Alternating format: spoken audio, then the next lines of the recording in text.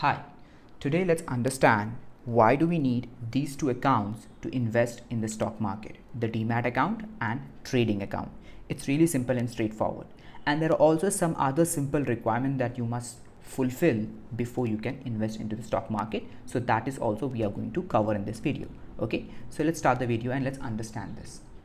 Now here we have the requirements to invest in stock market. It's really simple and straightforward, and we'll get to your main $1 million question, that is why do we need Demat and trading account as well.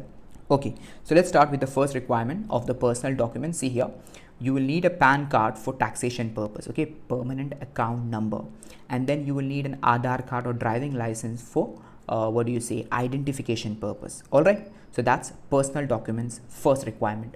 The second is you will need a bank account. From bank account only you will transfer the funds or receive the funds. Okay, and then the third is you will have to find a good broker. Now what do you mean by broker? See, it's really simple. You cannot directly buy or sell shares on the stock exchange. No, you have to go via an intermediary, a person or a firm who follows the law and regulation properly and do the trading and investing on your behalf. And that firm or individual who does that job, who buy or sell shares on your behalf, on the client's behalf, is called as the broker. Brokers are registered members of the stock exchange, and they're also registered with the SEBI, Securities Exchange Board of India, the regulator of the Indian securities market. Okay, so these brokers are there. That can be an individual. Broker can be an individual as well as a firm, an agency. Now agency, for example, you can see Zerodha. These apps are there now. They are the agencies. They are the brokers. Zerodha, Grow, right, and then Upstocks, right. All these are the agencies. So you have to do proper research and find a good suitable broker for you with minimum charges and all. Okay, you have to do proper research. So see here, brokers are registered members of the stock exchange who executes buy and sell orders. If you instruct your broker to buy something, then that's called as buy order. And if you instruct your broker to sell these shares, these many shares of this company at this price, then that's called a sell order. Okay, for an investor, for a fee or commission, of course they will charge something. They will not do things for free. They might say it's free, but there will be some hidden charges and all. So that fee or commission, technically we call that as brokerage. Okay, so that's regarding the broker. Now let's move on to the main point of this video, Demat and trading account. First question is, what is the purpose and why do we need these two separately, right? See, it's really simple. With Demat account, what you can do is you can store your shares in digital form, or you can say dematerialized state. See, what used to happen before is we used to have shares in physical paper format, materialistic format. And then in 1996, India introduced Demat account system where all the shares has to be digital in dematerialized state. So that's how the name came. From materialistic, it became dematerialistic. So Demat account, okay, dematerialized state. Is that clear? So that's what Demat account helps you with, to store the shares in digital form. And trading account is used to buy and sell shares, right? What you will do is you will link your trading account and bank account, and money will be transferred from bank account to trading account, and with that money you can buy the shares. Money from bank account needs to be transferred to your trading account to buy the shares.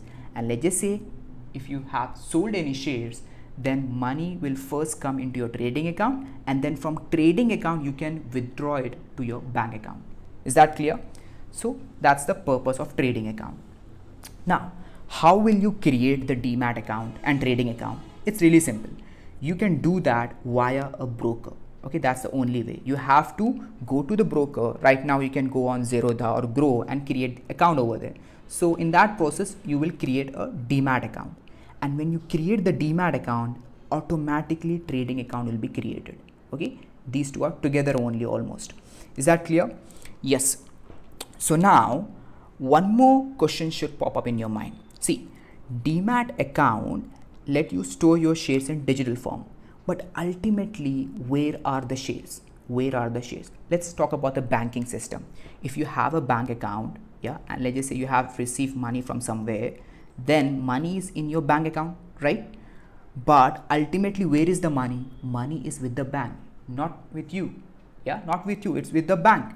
Similarly, here also, Demat account is like a bank account. Demat account is like a bank account, but the shares ultimately are with an institution called as depository. The shares are with an institution called as the depository, right? And that Demat account is also opened with an institution called as depository. But you cannot directly go to the depository and say, I want to open Demat account. No, you have to come via a broker. Is that clear? And in India, we have two major depositories, NSDL and CDSL, National Securities Depository Limited and Central Depository Services Limited. Is that clear? Only two depositories are there in India.